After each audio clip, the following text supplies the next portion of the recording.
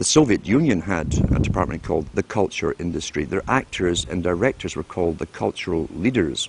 All you have to do is keep giving them new updates every so often, and you can change an entire country or a nation or a block of nations who are all getting the same upgrades at the same time along certain paths.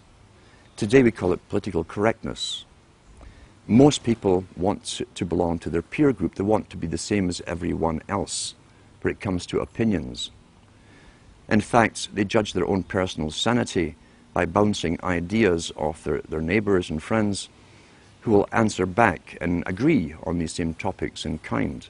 It doesn't matter if the topics or what you're given are facts or utter nonsense. As long as everyone agrees at the same time, you'll say, well, I'm sane, and your friends will all agree because they've had the same information given to them. We don't only get the same information given to us, we're led through sequences, even documentaries, to leave you with a predetermined fixed conclusion on any given topic. Most folk are, once again, unaware of this. They think, I've just been given all the facts on this topic, and this is the obvious conclusion, which is always given to you by the final experts on the particular program. There's no thinking involved. We tie this in with the Brzezinski. Brzezinski said in 2 Ages, now this guy was way up with the NSA. He's a master geopolitician. He admits that he works in 20, 50-year periods to do with geopolitics in other countries. But he said himself, the public will shortly be unable to think or reason for themselves. He says, he was meaning by that the form of information that was given to them, the type, the formulas that were in use then in the 1970s. And eventually, he said, they will expect the media to do all their thinking and reasoning for them. Well, that's happened today. That's why people today can't think outside of the programming from television. I'll give an instance, in fact, of why TV was so important, to show you that it was so important to have it in the homes of ordinary people.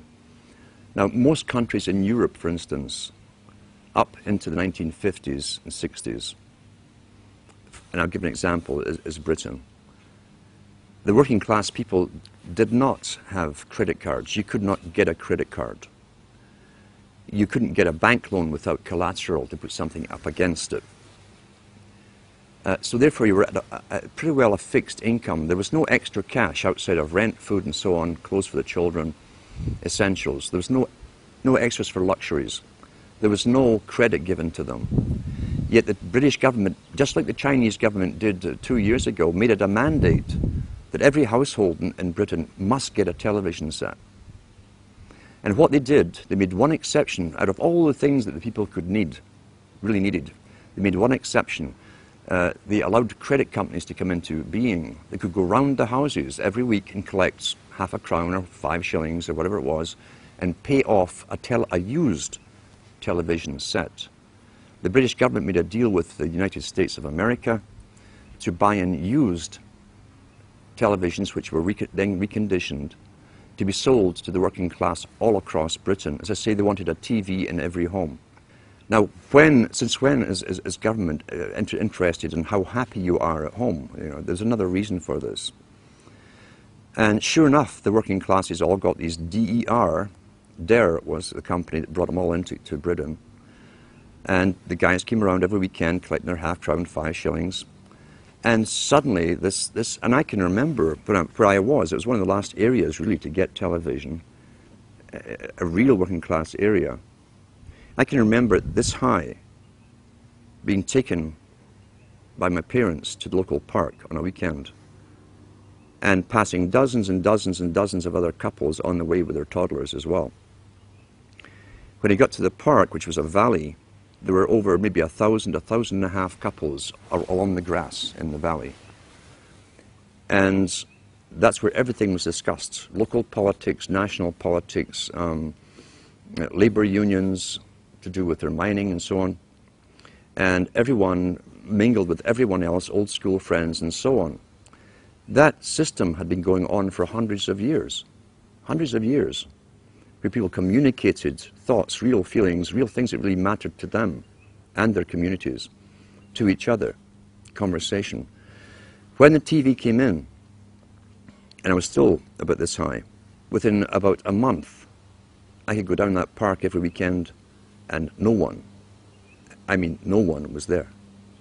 It literally overnight killed off the socialization and interaction between people, and tradition, again, where they exchanged viewpoints, gave each other news, helped each other out, who was sick, who was this, who was that. Everyone helped each other out.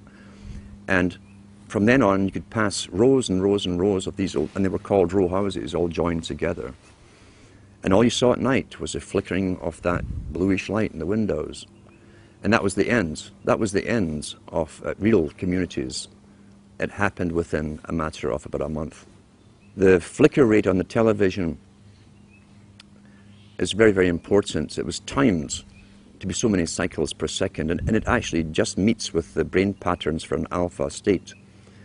When our brain sees it through our eyes, we start to adopt that flicker rate in our mind, and we go into a deep alpha state. Watch children and watch their mouths. They drop open. They won't hear their parents talking. They're hypnotized, in fact. Why would they give that particular flicker rate when they could have chosen of a whole variety of flicker rates? It wasn't an essential thing to have. So it was done for a purpose. It was meant to be hypnotic. It was meant to be used as a tool of propaganda and indoctrination, even through the guise of entertainment and so on. It also was to create a new society because they were the avant-garde, as I say, leading the sexual revolution through drama, through little documentaries, fiction, non-fiction, all combined. Once again, back to Plato. The audience see what they see. You understand that it's even worked out towards different age groups. There's something on for everybody, everybody's age group. Each age group is actually being updated as well, even the elderly ones, into new ways of thinking or seeing things. But the target mainly was for youngsters.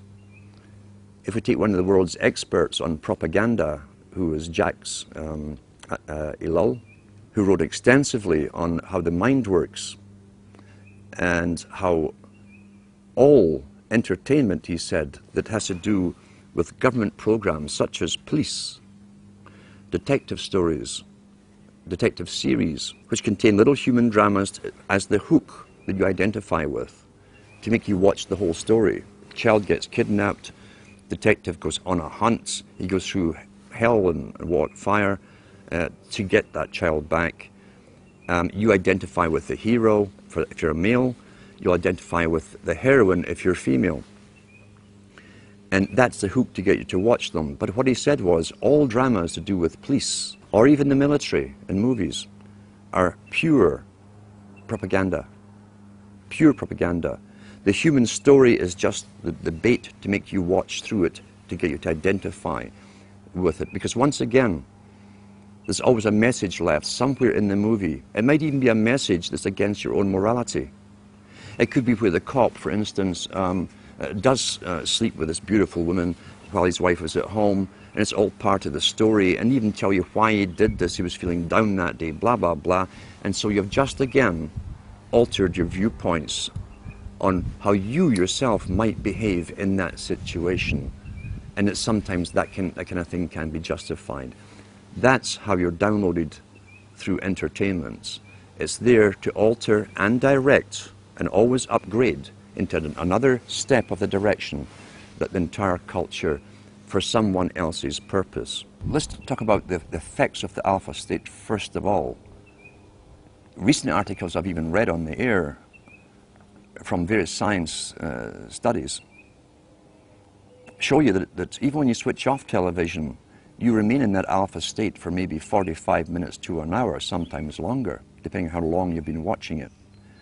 With high definition, again, why would a president of a country mandate that all TVs had to go high definition? Is it because he really cares so much about your happiness? And he wants better quality for you. Or is there another reason for it? Well, I'm sure the effects of the old flicker rates and what it did will also be incorporated in high definition, but with even more added benefits for bringing you into a complete hypnotic state.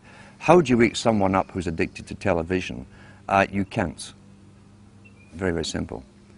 You can't get your daily brainwashing, where literally it's bypassing any consciousness in the person. You can't take that every day and still try to wake up and learn at the same time.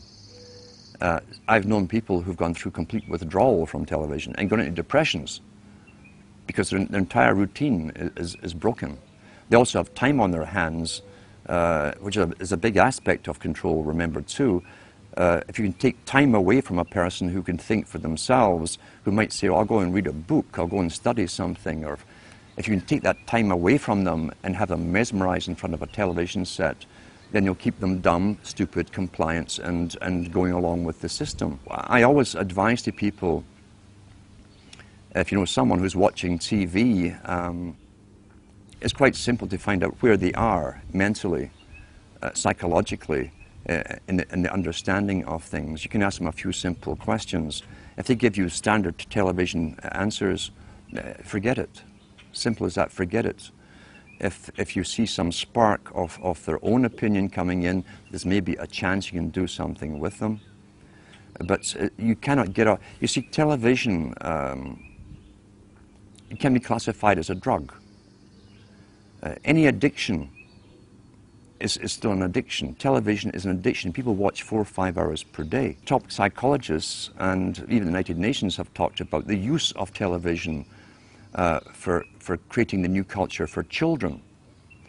How many people know that all government agencies or departments, all governments in the world, basically, have departments of culture which hire cartoonists and pay their expenses to do cartoons, always incorporating the latest politically correct story to do with environment, waste, bad adults, and how they've destroyed the planet through their consuming, etc. How many people realize, as you plonk your children down in front of it to babysit them, that they're actually being brainwashed scientifically? And these cartoons were designed by experts to get their message across to those children, implanted in their young minds, fixed in their young minds forever, for the rest of their lives, ongoing daily, and even right down to the novels that you read to children that are designed for children too, which will incorporate all of this, all paid by government grants to authors and writers. You literally have to take it into your own hands. It's one of the most dangerous tools that can be used. It's also dangerous in this extent that why do you think government licenses TV stations? If you were an independent producer, TV station who came out with this kind of information, you would not get a license.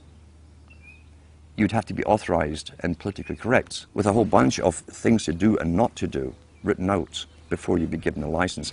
And you'd be checked on every so often to make sure you were following those topics that you're allowed to. If you want to advise people on television, and you can do this with yourself, how to train yourself, how to watch television. If you never get involved, you understand a storyline, you watch a movie, but don't get involved in, as I say, there's always a thread or a hook for you to follow, a plot, whatever, the chase. The guy always ends up with the beautiful woman at the end after going through hell to rescue a child or whatever it happens to be or save the world.